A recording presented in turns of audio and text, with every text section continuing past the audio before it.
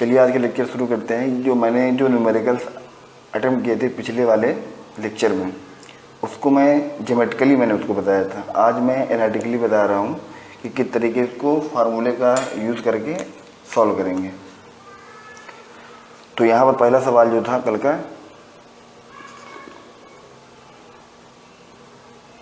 Mod of vector A plus vector B equal to vector C, और दिया गया था आपका कि ए plus B equal to C. ये वेक्टर्स में रिलेशन था और ये उनके मैग्नीट्यूड में, यानी कि यहाँ पर ये दिया गया कि वेक्टर सी जो है आपका वेक्टर ए और वेक्टर बी का क्या है, रिजल्टेंट है। वेक्टर सी जो है वेक्टर ए और बी का रिजल्टेंट है। मानी जब वेक्टर ए में जब वेक्टर बी को ऐड किया गया, देखिए वेक्टर ए में कैसे ऐड करेंगे, उसके हेड पर उसको अगले का टेल रख देंगे और रिजल्टेंट कैसे बनेगा, पहले वेक्टर के टेल से आखिरी वेक्टर के हेड को मिला दूँ। अब जहाँ भी टेल है वहाँ टेल लेंगे, जहाँ भी हेड है वहाँ पर हेड ले लेना। तो ये आपका जाएगा वेक्टर सी। मगर यहाँ भी ये कह रहा है कि ये इसका मैग्नीट्यूड हो गया, मगर यहाँ पर कह रहा है कि जो मैग्नीट्यूड होगा सी का वो सिंपली जोड़ने पर आ रहा है। मतलब ये जब ये वेक्टर सीधा होगा इसे तभी तो हो पाएगा ना, ए में बी जोड़ने पर ये लाइन जब ऐसे हो जाएगा आपको, ये अगर ये वेक्टर ए है आपका, अब भी ऐसा हो जाए, अब यहाँ जोड़ेंगे आप लोग, अब ये हो पाएगा वेक्टर सी। अब पूरा पूरा जुड़ेगा तो इसका मैग्नीट्यूड हो जाएगा आपका। तो कैसे इस सवाल को सॉल्व करेंगे, मुद्दा ये है, ठीक है। तो यहाँ पे इसको लगाने के लिए मैंने आपको फार्मूला जो बताया था कि A square plus B square plus 2ab cos theta. यहाँ पर आर क्या है, रिजल्टेंट वेक्टर यानी सी। तो यहाँ पे चाहो सी पुट कर सकते हो आप लोग, ठीक है, सी। और ये आपको क्या है, ये जो कंपोनेंट वाले वेक्टर है उनका मैग्नीट्यूड है। ये सब मैंने पढ़ाया, आप लोग पीछे से देखते हुए यहाँ तक आइए, परेशानी नहीं होगी, ठीक है। ए square plus B square plus 2ab cos theta. अब देखिए सी इक्वल टू क्या रखेंगे हम लोग, ए प्लस बी। तो यहाँ पर A plus B equal to A square plus B square plus 2ab cos theta. अब ये इधर ही आएगा तो क्या हो जाएगा, ए प्लस बी का whole square equal to A square B square plus 2ab cos theta. जब इसको खोलेंगे आप लोग क्या हो जाएगा, ए square plus B square plus 2ab, और ये आपका ऑलरेडी खुला हुआ है, ए square plus B square plus 2ab cos theta. तो ये ए स्क्वायर से ए स्क्वायर चला गया, बी स्क्वायर से बी स्क्वायर चला गया। अब इधर क्या बचा आपका 2ab, इधर क्या बचा आपका 2ab cos थीटा, ठीक है।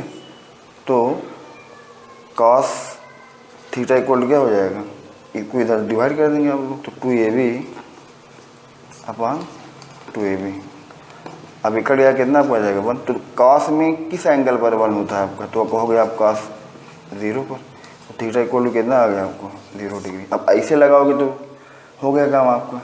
और जो मैंने कल आपको इस वाले तरीके से बताया है कि पार्ट 5 में, ठीक है, जो लेक्चर मैंने दिया था पार्ट 5, वीडियो पार्ट 5, उसमें आप देखिए इसको। तो मैंने उसको ज्योमेट्रिकली ही बताया, यहाँ मैं एनालिटिकली मैंने इसको बता रहा हूँ आपको, ताकि आपको ये भी एक आइडिया लगे।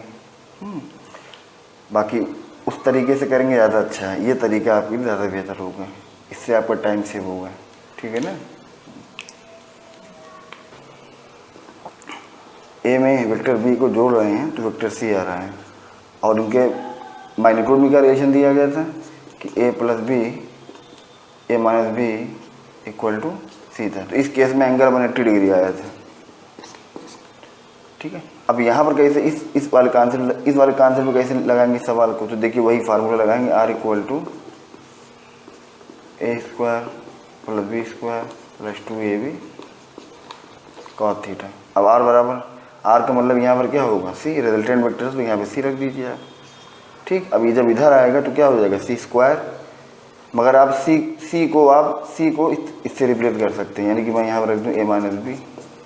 अब जब इधर आएगा तो स्क्वायर हो जाएगा ये, और a square B square plus 2ab cos theta. अब इसको खोलेंगे, जब आप लोग ब्रेक करेंगे तो ए स्क्वायर आएगा आपका बी स्क्वायर माइनस 2ab, और यहाँ पर आपका हो जाएगा ए square B square plus 2ab cos theta. तो ए स्क्वायर से ए स्क्वायर गया, बी स्क्वायर से बी स्क्वायर गया। अब कॉस थीटा बराबर निकाल ले तो इससे डिवाइड करना पड़ेगा इसमें, तो कॉस थीटा इक्वल टू हो जाएगा माइनस 2ab अपॉन ab -1। अब किस थीटा पर कॉस में होता है -1, तो आप लोग कहोगे यहाँ से कॉस थीटा इक्वल टू हो जाएगा कॉस 180। थीटा बराबर कितना हो जाएगा आपका vector A plus B equal to vector c and mod of a equal to mod of b equal to mod of c.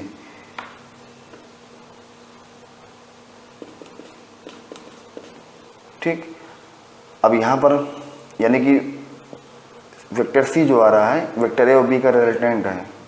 ठीक है, यानी कि वेक्टर ए में जब वेक्टर बी को जोड़ रहे हैं आप लोग तो आपका आ रहा है वेक्टर सी रिजल्टेंट वेक्टर। और यहाँ पर देखिए तीनों के मैग्नीट्यूड आपस में बराबर है, तो आपको बताना था कि वेक्टर ए और बी में, वेक्टर ए और बी के बीच में एंगल क्या होगा, एंगल ही निकालना हमको सभी में। तो देखिए अगर इसको मैंने कल जो बताया था आपको इस तरीके से, वेक्टर ए था वेक्टर बी था, वेक्टर ए वेक्टर बी और यहाँ पर वेक्टर सी, तो यहाँ दिख रहा होगा एंगल कितना आपका रहा था 120 आ रहा था। ये सब चीज़ें बता रखा हूँ पीछे पार्ट 5 में। अब ये 120 कैसे आएगा, कल तो निकाला था हमने 120, आज कैसे 120 आएगा, तो वही फार्मूला हम लगाएंगे equal to A square B square plus 2ab cos theta. ठीक है, अब आर की जगह क्या रख सकते हैं हम लोग सी, क्योंकि रिजल्टेंट वेक्टर सी ही तो है यहाँ पर सी, इसका मैग्नीट्यूड मान लो सी, तो सी रख देंगे हम लोग। और जब यहाँ पर सी रखेंगे तो सी इधर आएगा तो स्क्वायर हो जाएगा ए square B square plus 2ab cos theta. ठीक है, अब ध्यान दें आप लोग, इन तीनों के मैग्नीट्यूड आपस में बराबर हैं, तो जहाँ जहाँ हम चाहें तो सबको किसी एक के फॉर्म में रख दें।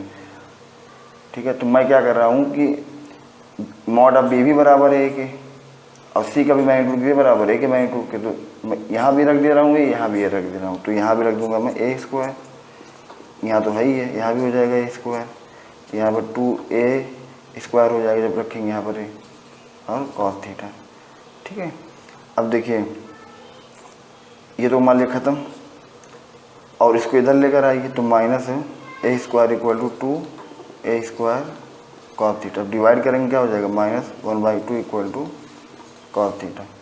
तो यहाँ से आपको हो जाएगा कॉस थीटा इक्वल टू किस थीटा पर होता है माइनस आप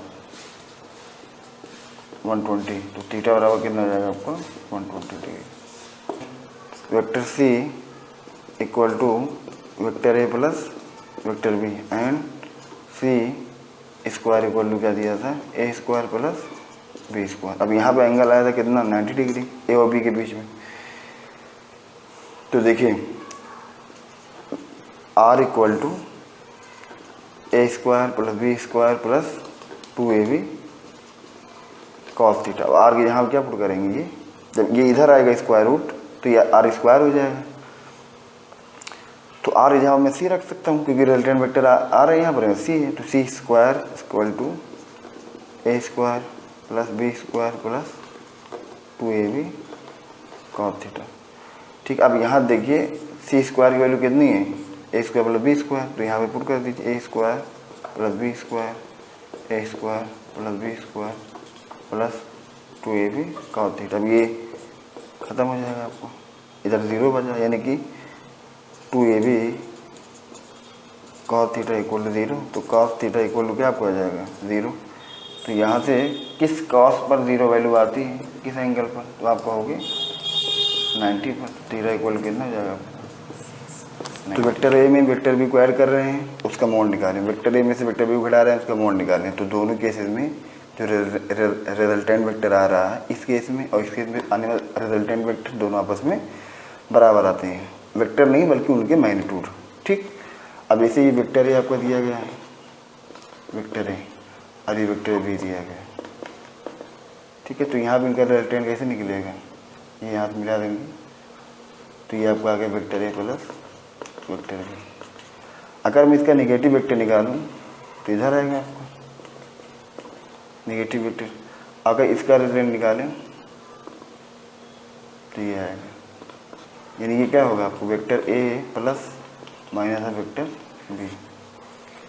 ठीक है।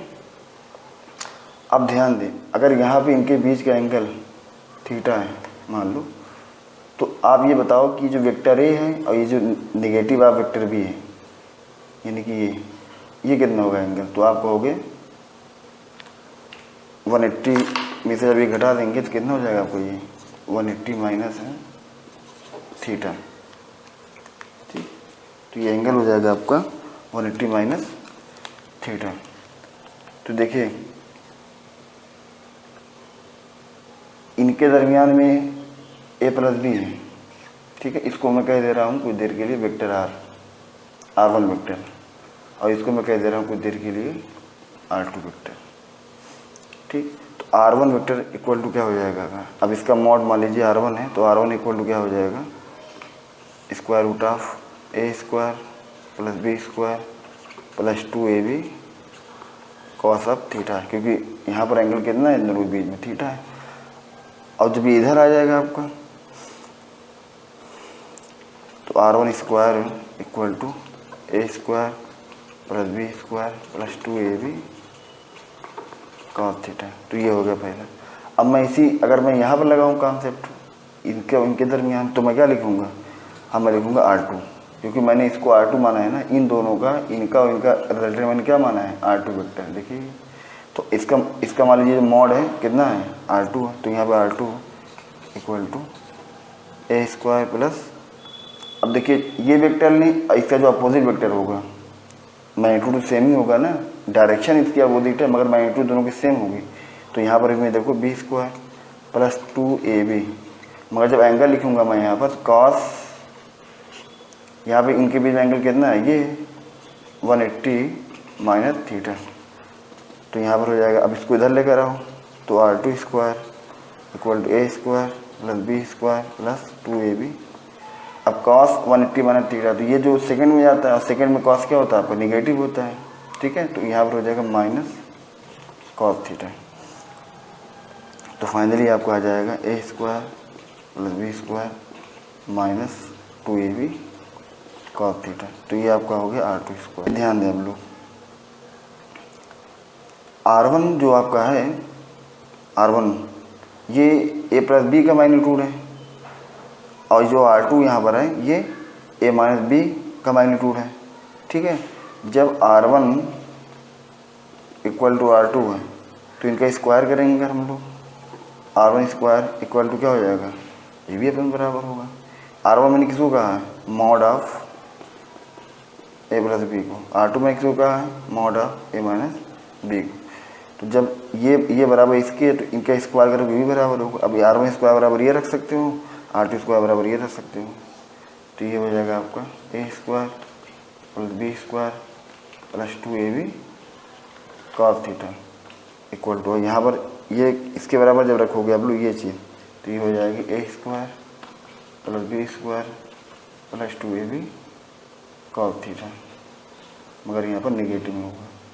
अब ए स्क्वायर से ए स्क्वायर गया, बी स्क्वायर से बी स्क्वायर गया, और इसको इधर लेकर आओ तो हो जाएगा 4ab cos theta equal to 0। तो इधर डिवाइड कर दें, cos theta equal to 0, theta equal कितना जाएगा आपका, कॉस में किसकी वैल्यू 0 होती है, तो आपका होगी 90। तो फाइनली एंगल कितना आपका आ गया 90 डिग्री। तो कल भी 90 आया था, आज भी 90 आया, मगर तरीका अलग है, ये बहुत लॉन्ग कट है। शॉर्टकट ही बेहतर होगा आपके लिए जब आप नीट की तैयारी कर रहे हैं। तो हाँ, अगर आप इंटरमीडिएट में हैं ठीक है, उसके लिए ठीक है ये, बट नीट के लिए इतना टाइम टेकिंग नहीं हो सकता आपको, ऐसे लगाओगे तो हो गया काम आपको। तो जो मैंने बताया आपको पार्ट 5 में, उसको देखिए ज़रूर, आप उसको देखिए फिर इसको देखिए, सब जानिए। ठीक है, सवाल से ये था।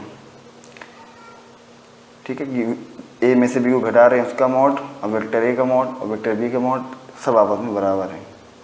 तो आपको बताना था कि ए और बी के दरमियान में एंगल क्या होगा, जैसा कि मैंने कल दिखाया था कि इनके बीच में एंगल कितना है 60 डिग्री। 60 कल आया था अगर तो आज भी आएगा ये, ठीक है। तो देखिए कैसे इस सवाल करेंगे। देखिए ये वेक्टर है, ये वेक्टर भी है। तो अगर मैं मान लीजिए इनका इसको जो घटाऊंगा, यानी कि जब मैं ये निकालूं कैसे निकलेगा, मुझे यहाँ से यहाँ करना पड़ेगा। यानी कि एक तरीका तो ये हो गया, ये हो गया आपका vector A minus vector B.